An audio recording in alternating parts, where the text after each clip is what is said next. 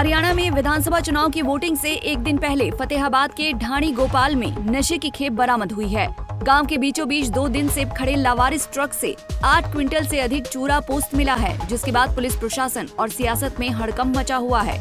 नशे से भरे ट्रक मिलने की खबर मिलते ही एसपी आस्था मोदी और डीएसपी जगदीश काजला भी मौके पर पहुंचे और चूरा पोस्त समेत ट्रक को कब्जे में लेकर जांच शुरू कर दी है। चुनावों के बीच नशे से भरा ट्रक मिलने के बाद राजनीतिक पार्टियों में हलचल मच गई है और साथ ही चुनाव में नेताओं द्वारा फतेहाबाद को नशा मुक्त करने के दावे भी फेल होते दिखाई दिए। ये आज शाम को थाना बुन्ना में एसएचओ के पास गांव से फोन आया था कि ऐसे ऐसे गांव में 3 दिन से कोई लावारिस ट्रक खड़ा है और हमने भी कोशिश की है भाई ये किसी अड़ोसी पड़ोसी का होगा, क्योंकि गांव में 1-2 आदमी ड्राइवरी करते हैं, लेकिन ये सभी से पूछने के बाद पता चला कि इनका नहीं है, तो उन्होंने थाना में फोन कर दिया।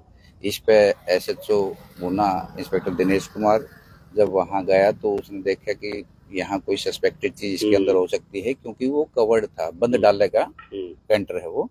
तो उसने फिर ड्यूटी मजिस्ट्रेट को मौके पे बुलवाया और उसकी हाजिरी में जब उसको खोल के चेक किया तो उसमें चूरा पोस्त बरामद हुआ और उनको सभी को फिर उन्हीं की निगरानी के अंदर ही निकाल के चेक सारे काउंटिंग वगैरह करी तो वो 40 कट्टे भरे हुए हैं और 2 कट्टे उसमें थोड़ा थोड़ा चूरा पोस्त है। तो लगभग 8 किलो 10-15 किलो के आसपास 8 कुंटल और 10-15 किलो के आसपास जो है वो चूरा पोस्त बरामद हुआ। सामने आया सर, ट्रक कहाँ से आया था और कहाँ जाना था?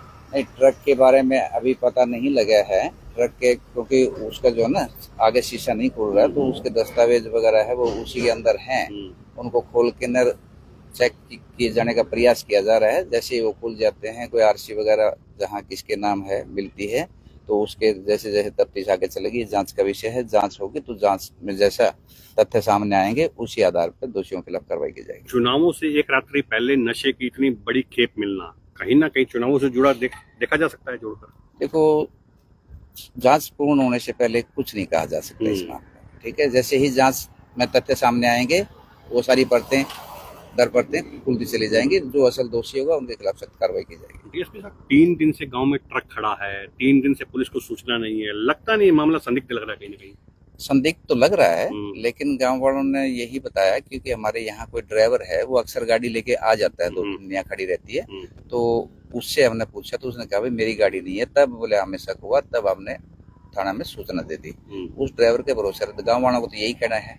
बाकी देखो इसमें कुछ नहीं कहा जा सकता, जैसे जांच होगी तफ्तीश में जो भी तथ्य सामने आएंगे उसी आधार पर कार्रवाई की। गांव वालों ने बताया कुछ फायरिंग भी हुई है, कुछ फायरिंग की सूचना भी आ रही है। ऐसी पहले सुनने में मेरे भी आया था, फिर उनसे पूछा गया भी किसके सामने हुई, कहाँ हुई है, किसी ने देखा हो तो बताए, तो ऐसा कोई तथ्य सामने नहीं आया, लेकिन फिर भी पुलिस हर एंगल से जांच कर रही है। दरअसल फतेहाबाद, सिरसा समेत पंजाब से सटे कई इलाकों में नशे का कारोबार धड़ल्ले से हो रहा है। यहाँ नशे की चपेट में युवा पीढ़ी आ चुकी है, जिसके चलते आए दिन युवाओं की नशे से मौत की खबरें भी सामने आती हैं। हालांकि सरकार और प्रशासन नशे पर नकेल कसने के लिए दावे तो बड़े बड़े करते हैं, लेकिन हालात ये हैं कि आज हरियाणा के कोने कोने में नशा पहुँच रहा है और युवाओं की नसों में दौड़ रहा है। बता दें कि फतेहाबाद में बरामद हुआ नशे से भरा ये ट्रक कहाँ से आया, किसका है और ये नशा कहाँ पहुँचाया जाना था, इस पर अभी तक कोई खुलासा नहीं हो पाया है।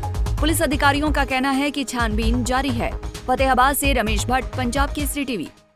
हमसे जुड़े रहने के लिए हमारे YouTube चैनल को सब्सक्राइब करें और नई वीडियो की नोटिफिकेशन के लिए बेल आइकॉन को दबाएं।